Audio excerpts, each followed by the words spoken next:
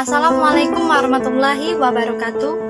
Baiklah, di sini saya akan mempresentasikan mengenai tentang apa itu pendidikan anti korupsi dan pendidikan anti korupsi bagi mahasiswa serta contoh penerapan pendidikan anti korupsi pada bidang pendidikan.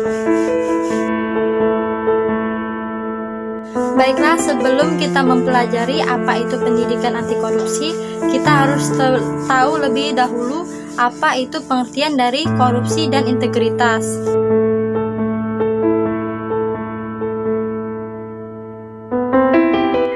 Korupsi berasal dari bahasa Latin, yaitu corruptio, dari kata kerja corrumper yang bermakna busuk, rusak, menggoyahkan, memutar balik, menyogok.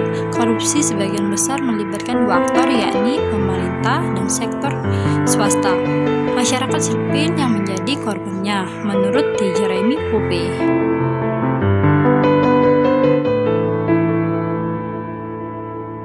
Korupsi menurut Undang-Undang Nomor 31 Tahun 1999 tentang pemberantasan tindak pidana korupsi, yang termasuk dalam tindak pidana korupsi adalah setiap orang yang dikategorikan melawan hukum, melakukan perbuatan memperkaya diri sendiri atau orang lain, atau sesuatu korporasi, menyalahgunakan kewenangan maupun kesempatan atau sarana ada padanya karena jabatan atau kedudukan yang dapat merugikan keuangan negara atau perekonomian negara.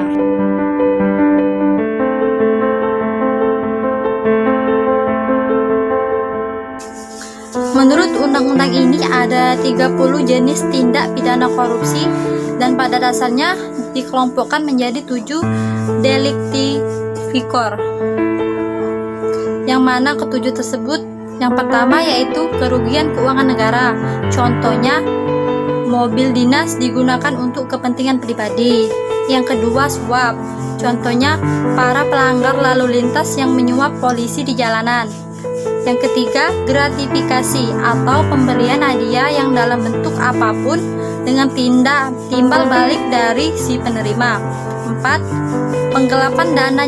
Penggelapan dalam jabatan. Contohnya menggunakan kwitansi kosong dan direkayasa pelaku. Kelima, pemerasan. Contohnya pungli dalam tarif dokumen tertentu. Dan yang keenam, perbuatan curang. Contohnya pemborong proyek bangunan yang melibatkan kontraktor dan sebagainya. Serta yang ketujuh yaitu konflik kepentingan dalam pengadaan. Contohnya dalam tender proyek pegawai negeri, ikut proses terlibat dalam menyertakan perusahaan miliknya. Adapun korupsi menurut game teori, yaitu penyebabnya yang pertama greed atau keserakahan, yang kedua opportunities atau kesempatan, yang ketiga needs atau kebutuhan, dan yang keempat exposure atau pengungkapan. Baiklah, selanjutnya yaitu pengertian integritas, yang mana merupakan kesatuan antara pikiran, perasaan, ucapan, tindakan dengan hati nurani.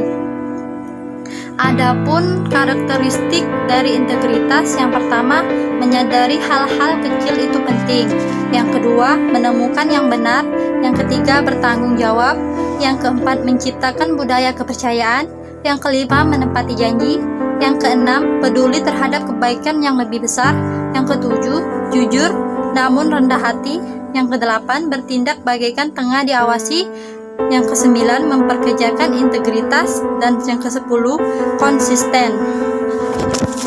Adapun integritas mempunyai nilai-nilai sebagai berikut. Yang pertama, jujur. Kedua, peduli. Ketiga, mandiri. Keempat, disiplin. Kelima, tanggung jawab. Keenam, kerja keras.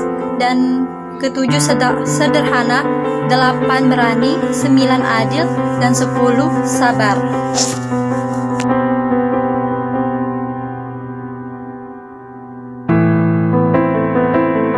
Baiklah, selanjutnya kita akan membahas apa itu pendidikan anti korupsi. Pendidikan anti korupsi adalah program pendidikan tentang korupsi yang bertujuan untuk membangun dan meningkatkan kepedulian warga negara terhadap bahaya dan akibat dari tindakan korupsi. Target korupsi adalah memperkenalkan fenomena korupsi yang mencakup kriteria, penyebab, dan akibatnya.